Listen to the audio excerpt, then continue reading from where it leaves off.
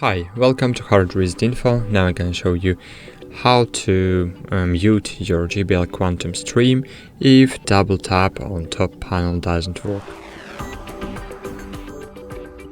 So, firstly you should open the JBL Quantum engine. You should open this application, and here you will see the settings of your JBL Quantum stream microphone.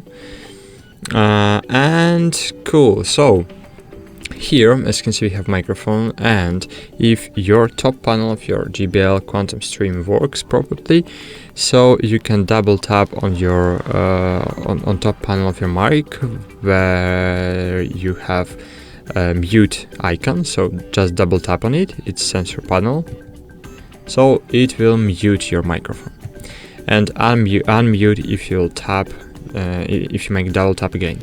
But if your sensor panel for some reason doesn't work, you can mute it here in the settings.